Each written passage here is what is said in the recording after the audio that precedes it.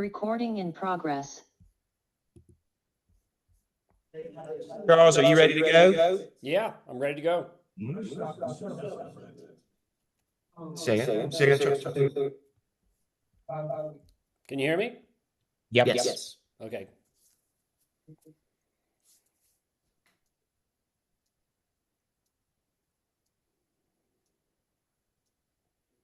Uh-oh.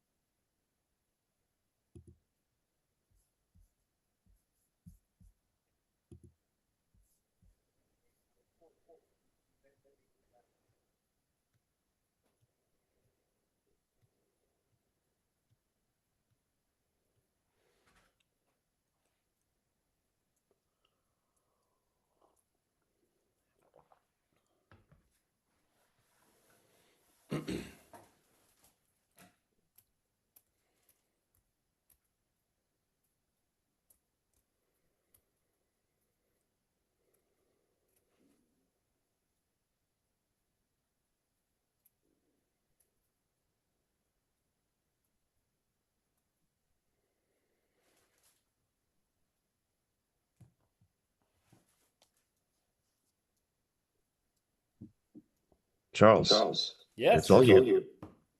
Okay. Are you going to do an introduction or?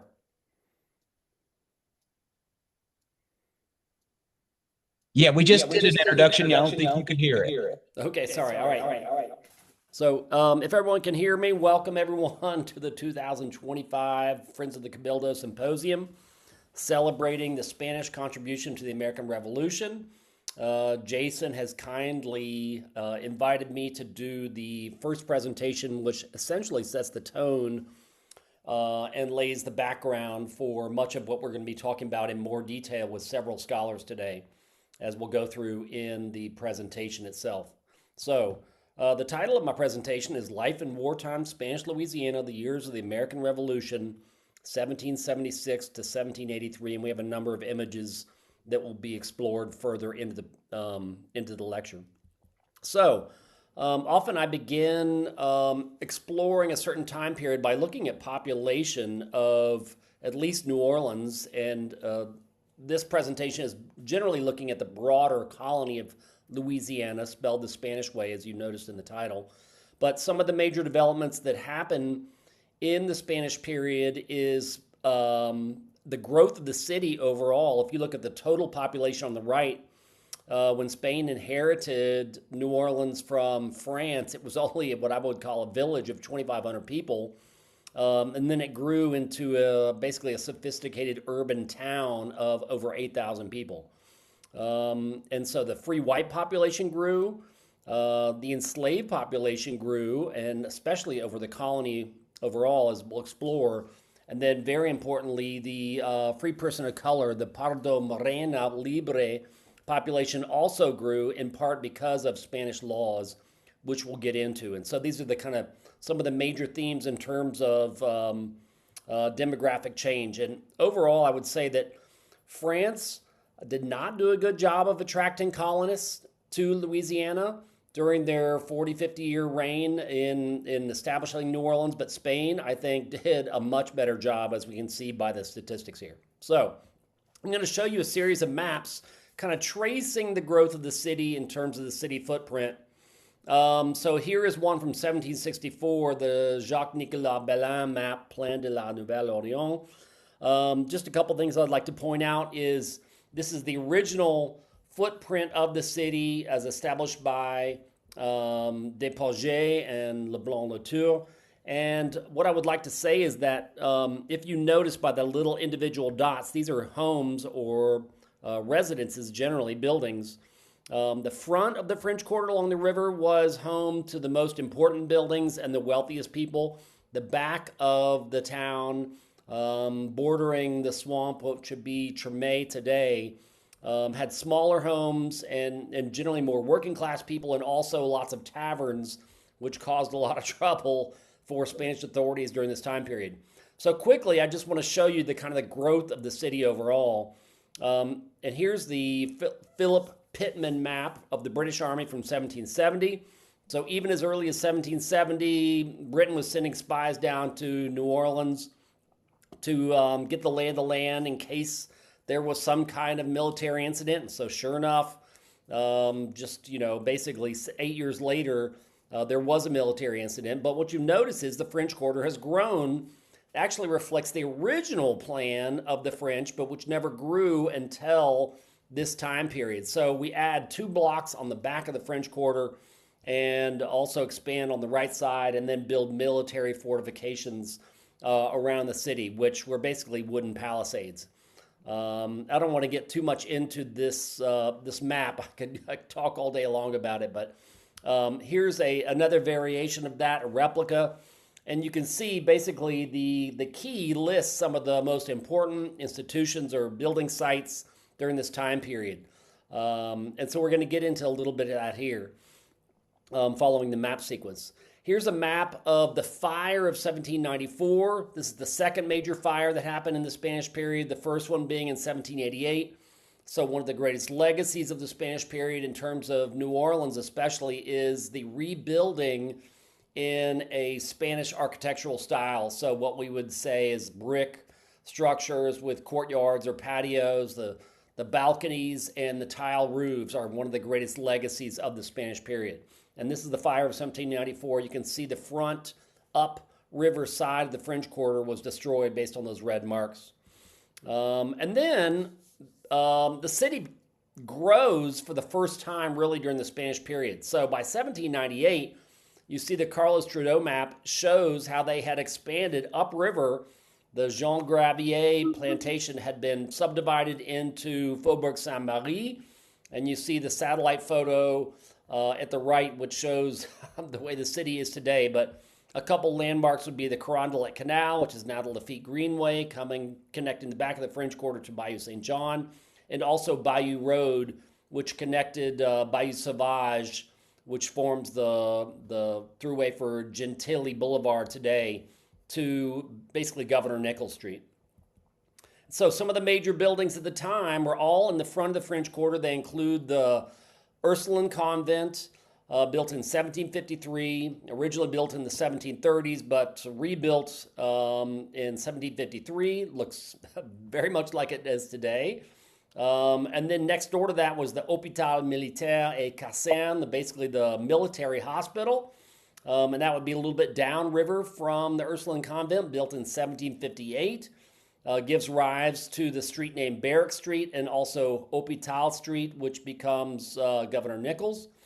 And then there's the government house in the front of town, which is at Toulouse and Decatur. I hate to say it, where the I think it's the Walgreens is today.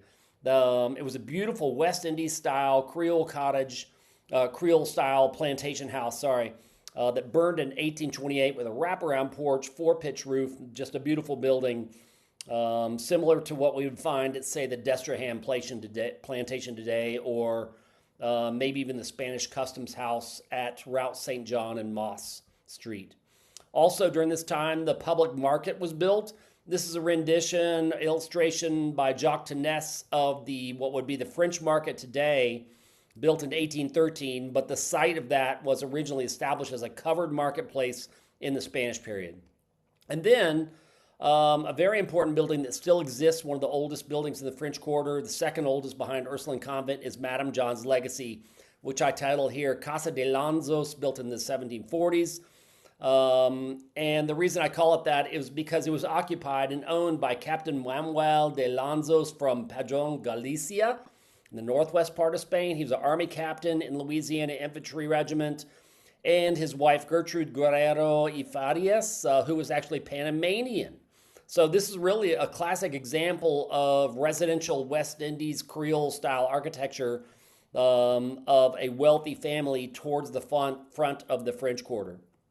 And then that brings us now to the list of governors. I don't want to go into a lot of detail here, but what I want to do is highlight the fact that Louisiana Spanish governors are all memorialized mostly through mid-city street names, as well as some in the 7th Ward and on the back of the Carrollton area.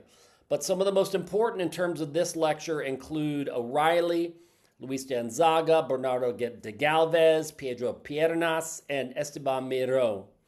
So this is the time period of the Revolution, focusing on the importance of these governors. And also, it's very important to acknowledge the centrality of Andalusia, the southernmost province of Spain, to the settlement of Louisiana.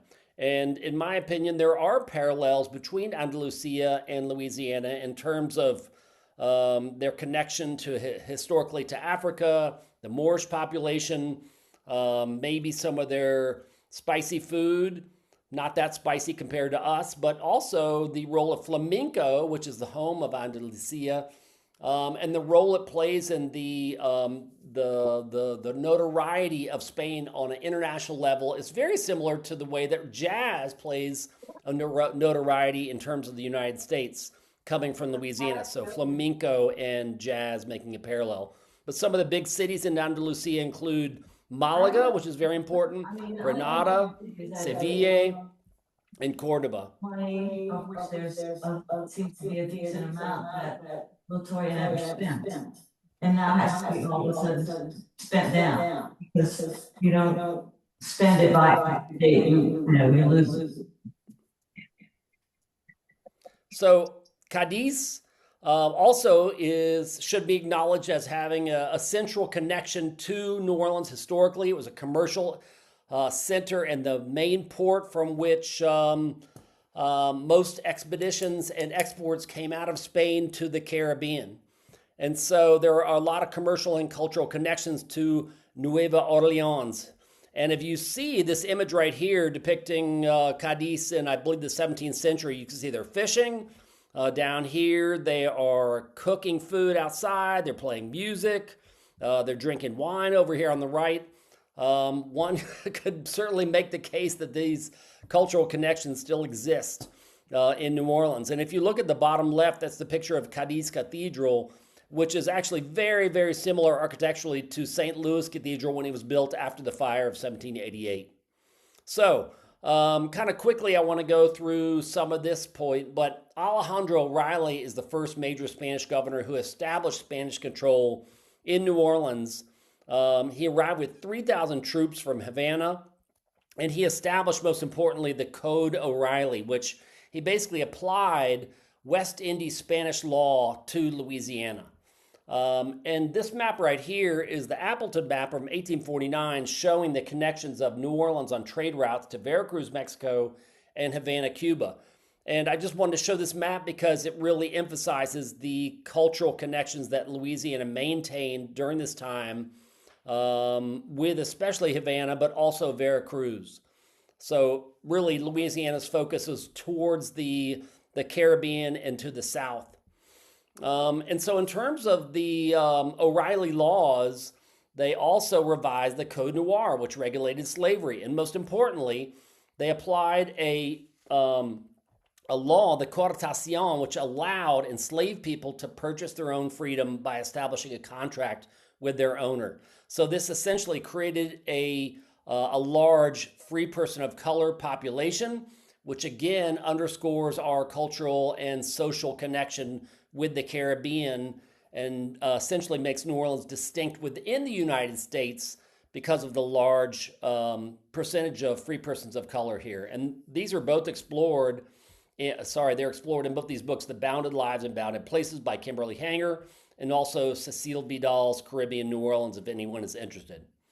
And so the free person of color population grows tremendously, known in Spanish as libre pardo, or in French mati, or libre moreno, basically brown people, brown free people.